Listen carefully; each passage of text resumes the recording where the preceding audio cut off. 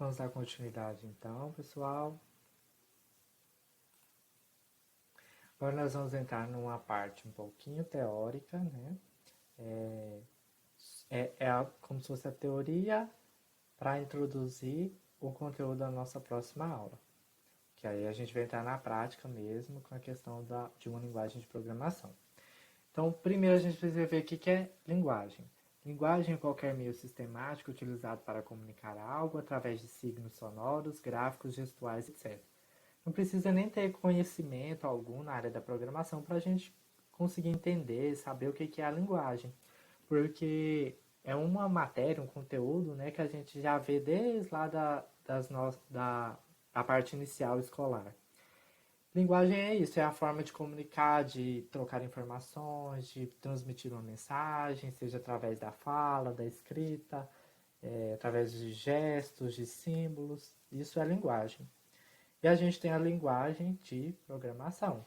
Linguagens de programação são um conjunto de símbolos, códigos, regras sintáticas e semânticas para implementar códigos-fontes usados na estruturação de sistemas e programas. O que acontece?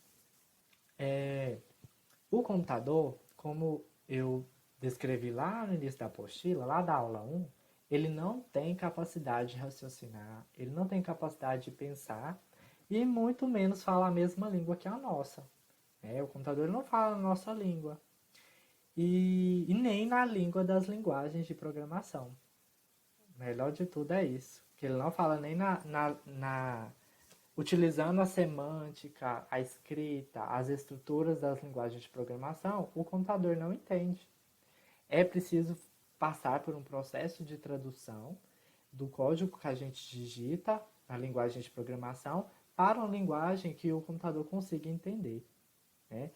Aí entra algumas questões que a gente vai ver nos próximos slides, mas a linguagem de programação é isso, é a gente estruturar um programa, um sistema, de uma forma que possibilite uma tradução para o computador conseguir entender. Linguagens de programação, tradução. Então é isso que eu falei. O computador ele não entende a nossa língua, ele não entende linguagens de programação, ele entende uma linguagem específica de máquinas de computador.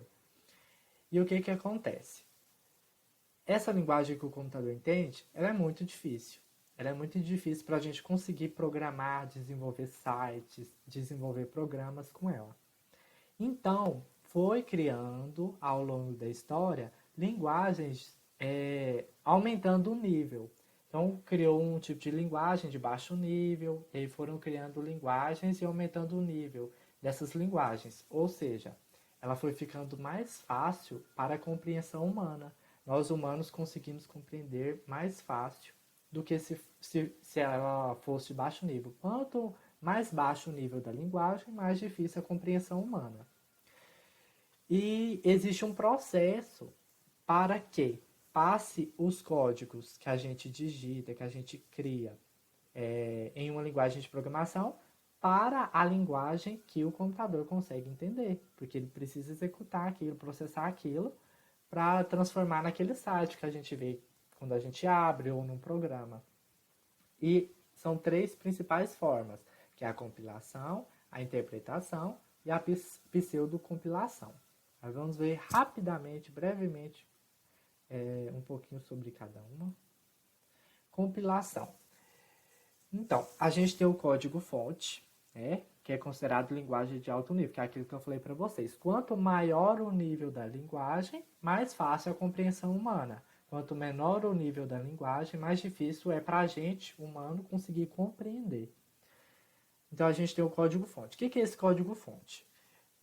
É o código que a gente digita para criar o programa, o sistema, em uma linguagem de programação. Então, eu vou desenvolver um sistema em Python. Então, aquele código que eu criei em Python é o código-fonte. Em PHP. Então, aquele código é o código-fonte. Então, esse código-fonte aqui, linguagem de alto nível, é esse código-fonte que eu estou falando. É o que a gente desenvolve em linguagem de programação para criar um sistema, um programa. Na compilação, esse código-fonte ele passa por um programa, por um software chamado compilador, né? Então, é a primeira etapa de tradução da linguagem de programação para a linguagem que o computador consegue compreender. Depois, a próxima etapa o computador transforma esse código-fonte em em um arquivo que possui um código da linguagem assembly. Também é considerado chamado de baixo nível. Como eu disse, quanto mais baixo o nível, mais difícil é a nossa compreensão. Então a gente consegue compreender com facilidade esse código aqui. Já esse aqui é bem mais difícil. E depois ele passa por um montador, também chamado de assembler, que também é um software, é um programinha, que vai converter esse código aqui, assembly, em código binário, que é o único código que o computador consegue compreender. O nosso computador, né, tablets, notebook, desktop, eles conseguem compreender só códigos binários, ou seja, uma sequências de zeros e uns. Então vocês imaginam ter que desenvolver um programa que a gente fez em Portugal, que é muito fácil, porque é na nossa língua, é língua portuguesa e tudo mais. Imagina ter que desenvolver aqueles programinhas com um monte de zeros e uns. Então, uma sequência de zeros e uns escreve a letra A. Uma sequência de zeros e uns escreve a letra B. Então, imagina quão difícil seria. Houve um momento da história da programação que os programadores utilizavam zeros e uns, porque não tinha linguagem de programação igual a gente tem hoje, linguagens de alto nível. Aí só existia essa questão do código binário, 0 e 1. Aí, posteriormente, eles achavam aquilo muito difícil, desenvolveram essa linguagem de montagem aqui, linguagem assembly, que ainda assim é difícil programar usando ela. E com o passar do tempo, desenvolveram as linguagens de programação, linguagem de alto nível, que é mais fácil a nossa compreensão, tanto para desenvolver os códigos, quanto para compreender caso a gente vê um código aberto. Então é isso aqui. E só uma atenção, assembler tem assembly, que é o nome da linguagem de montagem, e tem o assembler, que é o nome do software, do programinha, que transforma, que traduz, né, a linguagem assembly em código binário. Ah, desse processo aqui vai gerar um arquivo executável. Um exemplo é o Word. Quando você vai lá na sua área de trabalho, dá um clique duplo no ícone do Word, aquele é um arquivo executável. E ele foi gerado por esse processo aqui. Então, para o próximo, interpretação. A interpretação ela é um pouquinho diferente da compilação. A compilação é pego o código-fonte de forma completa, compilado em um arquivo executável. Já a interpretação, durante a execução do programa, durante a execução do sistema, é feita a interpretação de forma concomitante. Então, eu tenho o código-fonte que eu desenvolvo na linguagem de programação, passa por um interpretador, e o interpretador traduz ele para o código binário, que é o que o computador consegue compreender, que a máquina consegue compreender. E esse processo ocorre de forma concomitante com a execução do sistema. Então, por exemplo, quando você abre um site, uma página na internet, para ficar mais fácil a gente compreender isso, é bom quando a internet está lenta. Você abre o site, carrega o cabeçalho, carrega alguns textos em cima e você vê que embaixo ainda não carregou completamente a página, que não carregou todos os textos, que não carregou todas as imagens.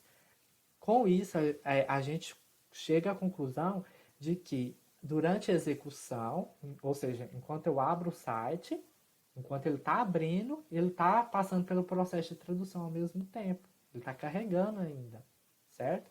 Então, essa é a diferença da compilação. Porque a compilação, ela pega o código e, de forma total, ela compila aquele código em um arquivo executável. E já que não, vai interpretando e enquanto ele vai sendo executado, vai interpretando enquanto ele está sendo executado. Então, essa é a diferença entre a interpretação e a compilação.